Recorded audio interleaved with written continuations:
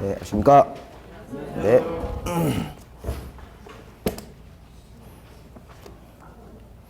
마이크 들어왔죠? 네.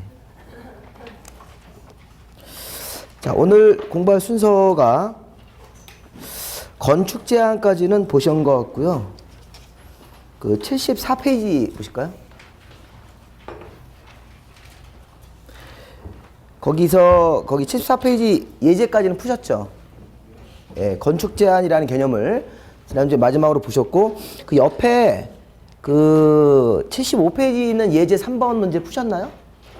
안 했습니까? 예, 그럼 그거를 좀 하고 다음 개념으로 가겠습니다. 우리가 지금 이제 세 번째 우리 시간인데, 부동산 공법 세 번째 시간인데, 공법은 이제 규제를 배우는 건데, 우리가 지난 시간에 이제 뭘 배우셨냐면, 토지 위에다가 행정청이 자, 도시관리계획이라는 계획을 토지 위에 이제 입안을 해서 결정을 합니다. 자, 도시관리계획을 토지 위에다가 결정하는 이유는 토지 소유자들을 규제하려고, 토지 소유자의 어떤 토지 이용 자체를 규제하기 위해서 도시관리계획을 결정을 하고 결정된 내용에 맞게만 이용해라 이렇게 강요하는 거죠, 우리에게. 그래서 이제 이게 규제를 가하는 제도인데, 이 도시관리계획 결정이 이게 종류가 6가지 종류가 있습니다.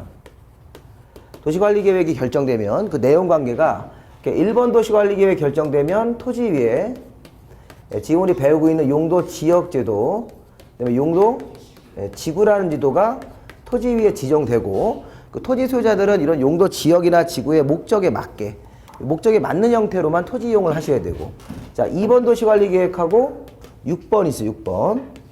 자, 6번이 새로 생겼어요. 용도구역이라고 합니다. 자, 2번 도시관리계획 용도구역인데, 여기 용도구역은 이따 하실 건데, 개발제한구역, 그 다음에 도시자연보호구역, 시가와 조정구역, 수산자원보호구역이라는 게 있고, 자, 새로 생긴 게 여기 입지규제 최소구역 요거. 네, 요거는 조금 할 겁니다. 입지규제 최소구역. 이것도 이제 구역으로 끝나는데, 이것도 용도구역으로 인정을 해라. 우리 법에 그렇게 이제 개정안이 나왔습니다. 그래서 이제 용도구역, 개발제한구역, 도시자연, 시가와 수산자원에다가 입지규제, 최소구역까지 합해가지고 이렇게 2번하고 6번을 이제 우리가 용도구역이라고 부릅니다. 용도구역. 그래서 우리 용도구역은 총 이게 5종류가 있는 거예요. 용도구역은. 우리나라 토지에다가 정하는 용도구역은 5종류가 있고, 여기까지 합쳐가지고.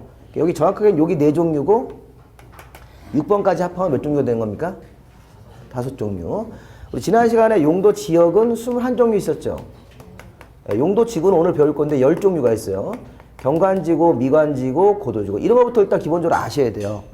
부동산 공법은 처음에 이게 이제 가장 기본적인 그런 용어들이기 때문에 용도 지역에 21가지 명칭이 있고, 용도 지구에 10종류가 있고, 용도 구역에는 5종류가 있다. 뭐 이렇게 많냐 불만하지 마시고, 이거는 그냥 할 수밖에 없습니다. 이 용어 자체를 모르시면 앞으로 뭐 용도구역 중에 개발제한구역이 어떠네 계속 이렇게 나온다고요.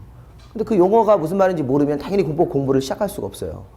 이건 가장 기본적이고 기초적인 용어입니다. 그러니까 우리가 공법이 이제 그래서 처음에 우리가 입문하는 과정에서 어렵게 느끼신다고요. 근데 우리가 뭐 민법 같은 경우 이런 용어를 외우는 건 없잖아요. 뭐 갑하고 을하고 어떤 관계를 계속 규명하는 거니까. 근데 나중에 가보면 용어만 정리가 되면 공법이 더 쉽습니다. 민법보다. 민법이 더 어려운 과목이죠.